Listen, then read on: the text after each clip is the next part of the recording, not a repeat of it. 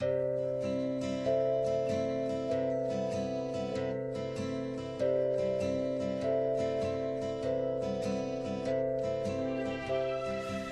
and welcome to another episode of the Menswear Style Podcast. I'm your host, Pete Brooker, and on this episode I'm going to be talking to August Bringéus, the co-founder of ASKET. ASKET, I hear you ask. Sorry. ASKET is an independent online-only menswear brand founded in 2015 with the mission to slow down the fashion industry and change the way we manufacture, market and consume clothing. Based on honest production, transparent pricing and revolutionary sizing, they are perfecting a single permanent collection of timeless essentials and restoring the meaningfulness of the garments that we actually use the most. So that interview coming up shortly. In the meantime, make sure you're checking out the website menswearstyle.co.uk. That's where we put all the show notes, all the links to everything that we talk about on the show. Also, you have lifestyle features, travel features, what's going on with the brands right now during this crazy time. So make sure you're checking that out.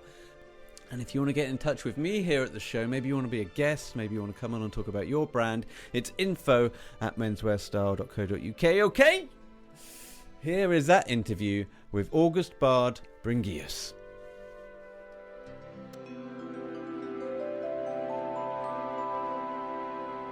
Well, it's my great pleasure to introduce to the podcast co-founder of ASKET, August Bringéus. How are you doing today, August?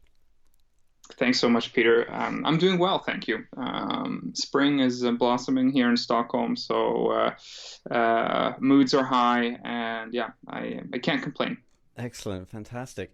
So, August, please, for the uninitiated, give us a thumbnail sketch of you and the brand ASKET.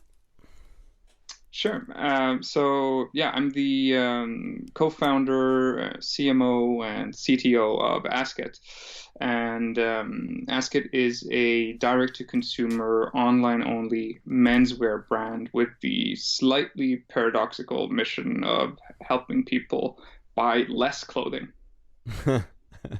Which must be a tough sell for any investor, right, looking to get into ASKET. Yeah. I think that, once you look underneath the hood and see the long-term plans, which is, just creating more value, but at a slower pace. There's a sound case for it.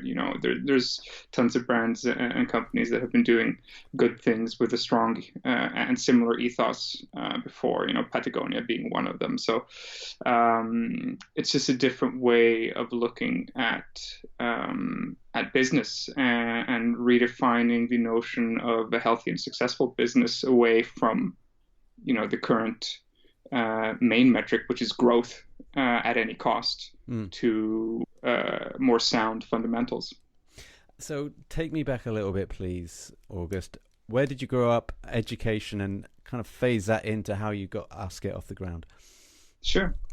So I'm Swedish, but I'm actually also a quarter German. I grew up in several countries, actually. So born in southern Sweden, and then my family moved on to Germany, from there on to the United States, to Washington, D.C., from Washington back to Stockholm in Sweden, from Stockholm to Vienna, Austria, and then finally, when I got to have my own say, I decided to go back to Stockholm to sort of settle down, find my roots, and study business and economics. And that's kind of the starting point for ASKET also, because I met my co-founder, Jacob, on the first day, the very first introduction day of business school back in 2009. And I guess that we found ourselves sharing a similar passion for wanting to create something, wanting to build something from scratch, not just follow the traditional business graduate career paths of banking or management consulting. We did sort of try those out a little bit, but pretty quickly found our ways back to creating something meaningful, something different. So after a few years of working at startups also, during our studies, I was working at Klarna a Stockholm-based, globally operating e-commerce payment solution software, and Jacob working for, among others, Zalando, the e-commerce giant. We had picked up on the growing direct-to-consumer or DNVB, digital native vertical brand wave that had started in the United States with brands like Warby Parker, Everlane, Bonobos, and saw that that could be a platform to solve a frustration that we've been feeling for a while, which was a quite personal frustration with our own wardrobes. We would look at our wardrobes and we would find that, we have hundreds of pieces of clothing. I think in Europe, in the Western world, the average wardrobe contains over 100 pieces of clothing, but you'll use only a fraction of them. I think it's as low as 20% of your clothing that is actually in constant use. And we found ourselves wondering why that is the case and trying to start analyzing why we love and use certain garments and why others are churned out of our daily rotation very, very quickly. And our finding was that, the garments that we actually use and love all the time always have the same common denominators. They're timeless in style. They're high quality so that they actually can be worn and washed and torn. They're comfortable and they have a great fit. Whereas the rest, the 80% that are churned out of rotation very quickly, are mostly things that are bought on impulse. It was a trend piece. It was, an expensive brand that had a 70% sale, and you bought it despite the color being, weird or the fit not actually being for you. Like band merch. Every T-shirt that I bought at a concert. Exactly. And I guess that has some kind of emotional value, but most of the pieces that we amass have no emotional value. They go from being, a product of immense natural and human resources to waste within one use, 2 uses, 3 uses maximum. And so our idea was that, we wanted to make sure that we actually maximize the use of our wardrobe, minimize the inefficiencies, and just have a wardrobe of garments that we actually love and use for years on end, and being, happier in those wardrobes, both emotionally, but of course also economically. We spend an enormous amount of clothing that we don't end up using. And at the time, this was in about 2014 when we started sketching the idea of ASKET before launching in 2015. And at that time, we were very concerned with what we called the impossible equation of combining quality, fit, and price. So we weren't actually super concerned with, I hate to use the word because it's so vague, but with sustainability or ethics or responsibility in clothing, for the simple reason that we were just average consumers at that time. We had no experience within the apparel industry or within fashion. But as we started to sketch the solution to solve this equation of combining fit and high quality at an affordable, attainable price point, we started to build a business model that actually would also have a perfect foundation for slowing down consumption and increasing value and reducing inefficiencies and injustice in the fashion value chain. I see. That's interesting. And I mean, you're so bang on with emotional clothing. The biggest mistake I made when I was in my early 30s was to invest in clothing that I thought would mean a lot to me over the years, that I could never get rid of because I've made some investment and it's come on a journey with me. And now all these clothes are just hanging on that don't ever see the light of day, but then I'm torn. I have that dichotomy of, well, I can't throw it out. It's like, culling the herd of your family. So, yeah. I mean, if I ever had kids, I would just tell them, look, just buy absolute plain, buy the essentials, don't buy anything with a picture of Roger Moore on it or whatever it is that you're into. Just go down the line of using it for utility and, and comfort. So, yeah, I think that's I'm kind of going around the houses, but you can perhaps tell me that might be the ethos or the subtext to ASKET, right? Exactly. I mean, it definitely is. And I think it's, to some extent, it's about, a level of maturity that you reach with, age and just maturity, but to another extent, it is also contextual and symptomatic of changes in our society, where we are now growing much more aware of the impacts of our consumption choices. And so to go back to sort of the ethos and of ASKET, and what we ended up with was, to solve this equation of fit, quality, and price, we decided to do some fundamental changes to the fashion and apparel business model.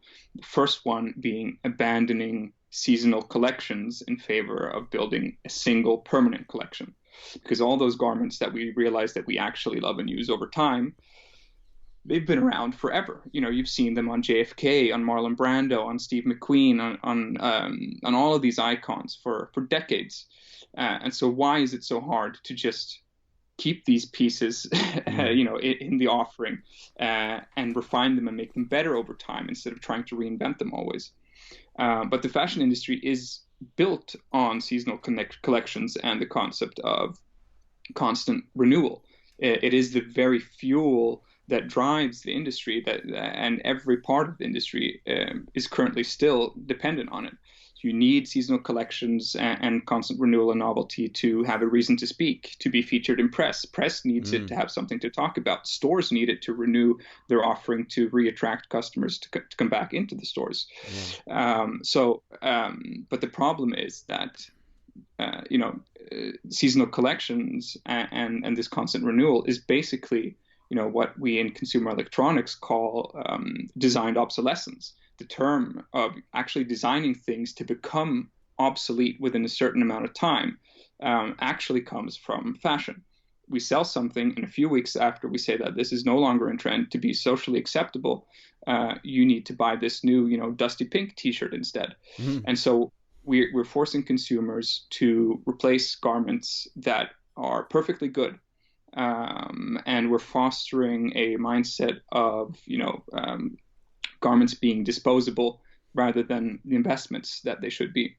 But so by abandoning seasonal collections, not only do we remove an enormous pressure for constant renewal and time and resources spent on constant renewal, that means that we can focus on just one timeless essential at a time, perfecting a permanent collection of garments that are meant to be around forever. So there's no end to the resources that we can put into perfecting these garments over time. It also means that we don't need the markups to be able to sell these garments at a profit, even if we have a 70% end of season sale, because we will never have sales. These garments are around forever. And finally, with the permanent collection, instead of having multiple changes in styles and a huge offering of styles, we can instead offer more sizes, so we can tackle the size problem and the fit problem that we were addressing. Right. The only reason that we're used to 5 standard sizes, XS to XL, is because of manufacturing convenience. We need to keep things simple to be able to predict sales and forecast size splits according to demand and keep things simple. But with a permanent collection and not having a deadline and the end of season breathing down your neck, we can actually offer more and better sizes that are actually taking into account that people's bodies are built in different ways. Yeah. And so with the permanent collection, we solve both we avoid creating things that might become obsolete, basically intrinsically changing people's wardrobes, with the product as almost the Trojan horse. If something is so good and so timeless, you won't need to replace it. And then we fix the sizing. And finally, we go direct to consumer and online only to cut out, the whole wholesale fat. Because essentially, right now, if you go and buy your favorite brand on the high street somewhere, what you're paying for is really just a fraction of the actual craftsmanship and material behind the product. Because once that product is created, a brand will mark it up by 3x to sell it to a wholesaler, and the wholesaler will mark it up by another 3x to be able to cover the wholesaler's costs. So you're ending up paying on average 9 times the production cost. And by skipping that whole wholesale step and all the physical stores and that type of distribution, going directly to the customer, we can create high quality, perfectly fitting garments at an attainable price point. And that's kind of the foundation. Nice. Well, That's pretty much as straightforward as it gets, and there are so many myths and misuses within the fashion world. And I found this when I was running my fashion store, why we would insist on seasonal collections in the first place, especially in the UK when it's just freezing cold 10 months of the year anyway, and then you have this tiny window of when the sun comes out, it's like, oh great, let's just stock up and tell everyone to buy t-shirts, which will be the lowest price that you can get any margin on any clothing whatsoever. And again, when you mentioned the sizing, it would infuriate me to have this kind of block of sizing structure where we'd always order 1, 2, 3, 3, 2, 1. Exactly. And, that's like 1 extra small, 2 small, 3 medium. And I kind of fluctuate between extra small and small. And there'd be nothing in the range for me. I'd obviously sell them on to the customer first, but then I'd get people of my frame come in and go, well, where are the smalls? Why aren't you catering for me? It's because, well, that's not how we're dictated to by so many other parts of the industry that it kind of leaves the end seller out of options in so many ways. So it's refreshing to see a different approach to that from your end anyway. So fast track a little bit, please, August. And when you're out of Klarna, you've kind of graduated. Sorry, I might have screwed those up, but you're now thinking of setting up ASKET. What are the timeframes here? What dates are we looking at? Yeah. So we're looking at the end of 2014, where Jacob and I are still in business school, studying in our final year of our master's degree. We're starting to sketch the business plans to set up ASKET, basically. And then in January 2015, we finally decide to just rip the Band-Aid off, register the corporation, and force ourselves to get started with this. And just a few months afterwards, in April 2015, we launched the T-shirt. I think the pitch at that time was the search for the perfect T-shirt, and a T-shirt in 15 sizes. And we launched that actually on Kickstarter to assess the interest in solving what we at that time only knew to be a personal frustration with our wardrobes and with finding high quality, timeless, well-fitting garments. And pretty quickly on, we got confirmation. So I think our project was funded within 18 hours. And within 3 weeks' time, we had achieved more than 4.5 times the pre-orders that we needed to fund our first production. Because that was the challenge. We didn't have any investors. We didn't have any cash ourselves. Remember, we were students still studying, actually. So we needed a pre-order to both assess initial interest, get some first loyal customers, and help, fund our first production round. And from there on, in the summer of 2015, the end of July, beginning of August, we launched our website with just one product, the T-shirt, available in 4 colors: white, gray melange, dark navy, and black, but in 15 sizes each. And from there on, we gradually expanded the permanent collection, really one garment at a time, putting all our focus on just piece by piece building a perfect wardrobe. And so what fabrics are you including here, and what's the vetting process? Are you saying, well, this Sea Island cotton has to be the best fabric for this to be the most lasting? So what kind of factors are being thrown at you here? So from the very beginning, durability was really key.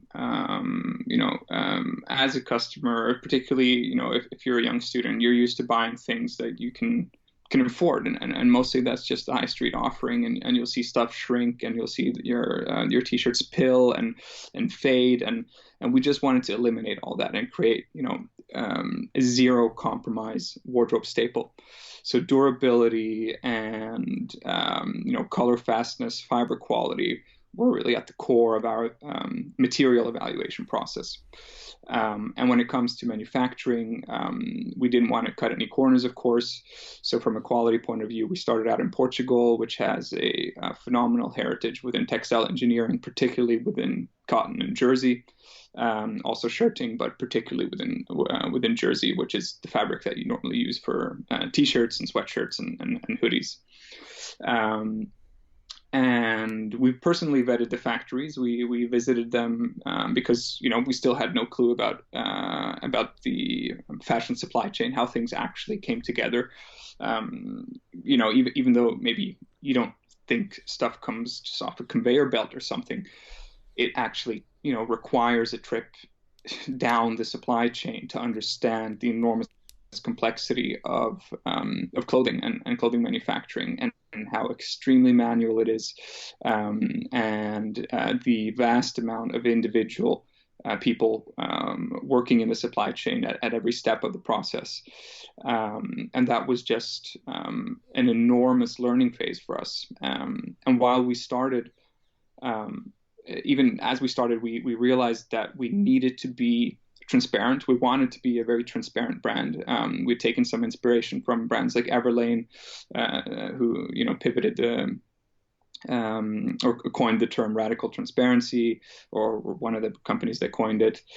And in the beginning, that was kind of a hygiene factor for us. If you're starting a brand in 2015, of course you want to be ethical and do it right, or at least that's what we felt like. And to be transparent, we of course had to, open the hood and explore and learn ourselves, because again, we had no experience. And what we realized was that, transparency in the very beginning was for us a means to manifest quality digitally, because we were selling online only. So to explain how we were getting, a 90 euro or say 70 pound t-shirt for a third of the price, we had to open up our factories and show what it actually takes to create this garment, to give a sense of that craftsmanship and the quality. And so we decided to open up our factories, document them, and put them on our website. And that, by the way, that looks fantastic. I'm sorry to talk over you, but when I was on your website earlier, this is by far the most traceable, transparent, and got open book part of any industry or any fashion industry that I've seen. So you can go into the trouser fabric mill, the trouser sewing factory, the belt factory. There's pictures. I mean, it's just short of virtual tours. It's so yeah. I mean, there's no stone unturned, and there's no lack of confidence. I think this is what's quite key. When I was working on e-commerce, it was always, you had to get the consumer to the gateway with zero friction, but you also had to give them the utmost confidence that what they're buying has come from somewhere, or you could actually see the process. And what you've done here is just basically the blueprint, I think, for what every brand should be doing with regards to their traceability. So thanks so much. No, thank you. It looks great. No, thank you. And yeah, I mean, as I was saying, this was kind of a hygiene factor for us when we started, and a way to manifest quality and provide confidence in the product. And on the other spectrum, apart from opening up the factories, we decided to, from the get-go, also open up our pricing. So not only show what goes into creating the product in terms of all the processes and the complexity in the manufacturing facilities, but actually also disclose the exact cost of labor, of manufacturing, of material, and of transport.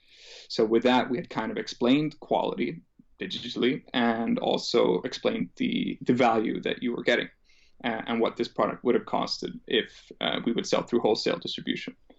And that was the starting point for our work with transparency and traceability.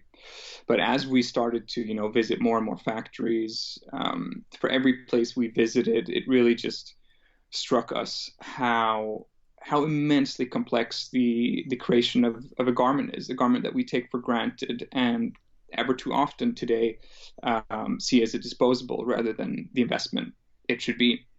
And after a few months, we started to sort of really dig into it and realize that, a t-shirt will require 2,700 liters of water from farming all the way to getting into the hands of the customers.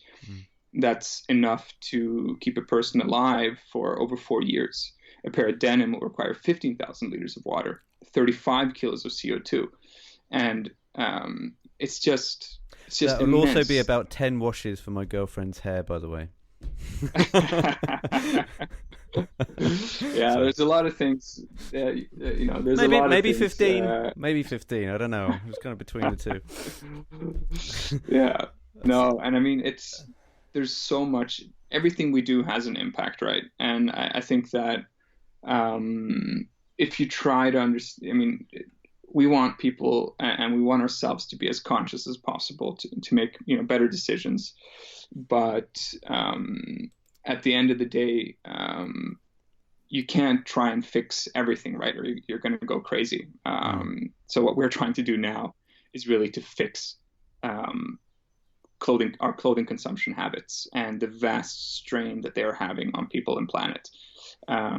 So, after a few years, we kind of felt that, I think this was in 2017, we eventually decided that, we realized that the factories that we were showing and were visiting weren't all the factories involved, even showing, all the ones on our website right now. There's so much more to it. There's also the sewing thread, there's the hang tags, there's the labels, there's the button factories. It is so complex. And so to set, to set a better standard for understanding the complexity of garments and appreciating them better and making better decisions, we decided to introduce in 2018 full traceability, which is our internal standard requiring us to break down our garments into every single component, every single fiber, and trace them back to the roots, and then disclose that information online on our website on each product page, as well as in a very physical, non-high-tech label directly in the garment. So where the care label is, there's also a full traceability label.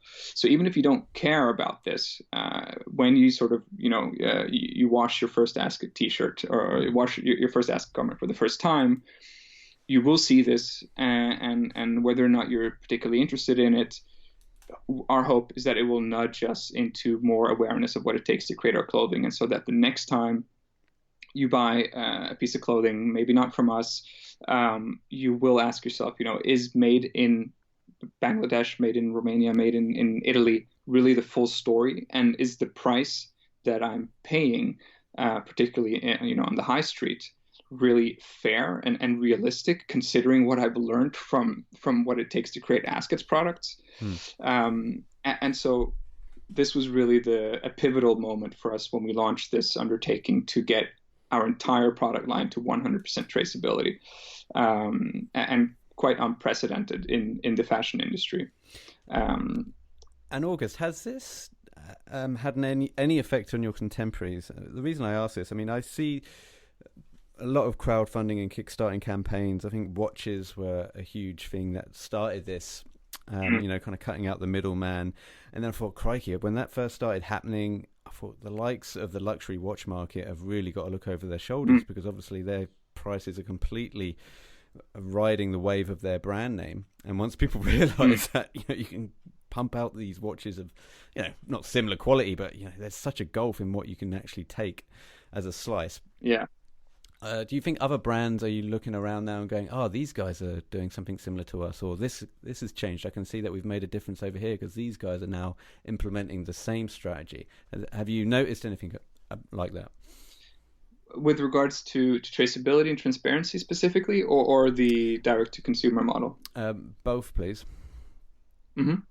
So yeah, we've seen the direct-to-consumer model and sort of the formerly called affordable luxury, which is now such a watered down term, but we've seen that concept multiply across various sectors and verticals, and also within the fashion industry. So I think that that's definitely a mega trend, and we know from the bigger brands also that they increasingly are relying on their own channels, maybe not in the altruistic way, with an altruistic motive to actually be able to lower prices and make quality more attainable, but simply because they have higher margins in their own channels. So we have big brands like Nike that are increasingly shutting down their wholesale channels because they're so powerful that they can redirect customers directly to themselves, where they earn more money. But there's also a wave of micro brands and smaller creative brands that strive for change, that are deploying this model in order to create better value and have more control and responsibility over the entire value chain. And I think that's a positive development, definitely.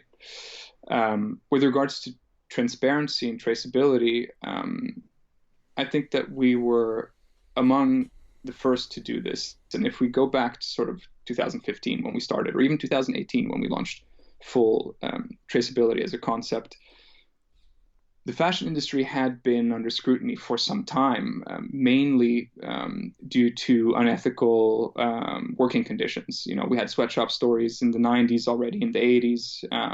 Eventually, the Rana Plaza building collapse in 2013 that killed almost 1,200 factory workers working for Western high street brands. And that really sort of raised concerns about the working conditions that are, comparable to slavery in some developing countries, where Western brands have sought to place their production to be competitive price-wise. But the tragedy is that, it really took until 2018, 2019 to really start a movement of global awareness with regards to the impact of clothing consumption and production. And now it's not actually so much about the working conditions, but much more about the environmental impact of fashion, which is absolutely crucial also and extremely important.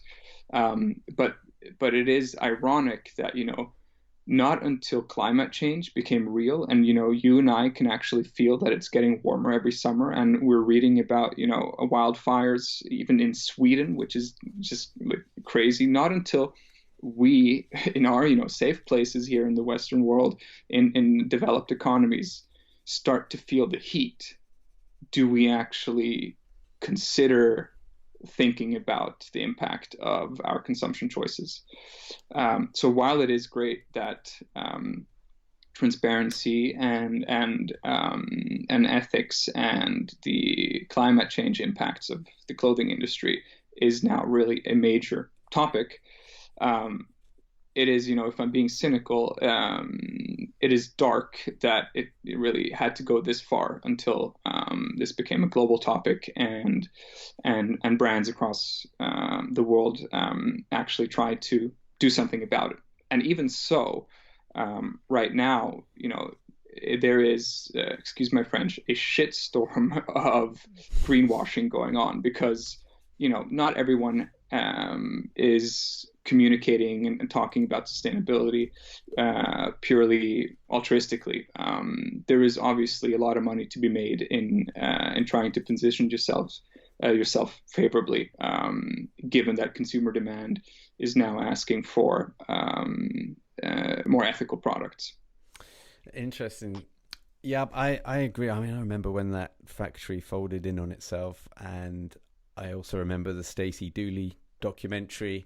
I think that was last year. I think she did something similar where she was going around the high street, stopping people on the streets and telling them the t-shirt they're wearing, and then behind her was like these kegs, like you saying, like 200,000 gallons of water to wash one single t-shirt. And so she did this kind of huge guerrilla marketing around that. And then, you have David Attenborough's the dying whale with the plastic in the mouth, and then all of a sudden people started really reflecting on what they're doing and the carbon footprint they're having.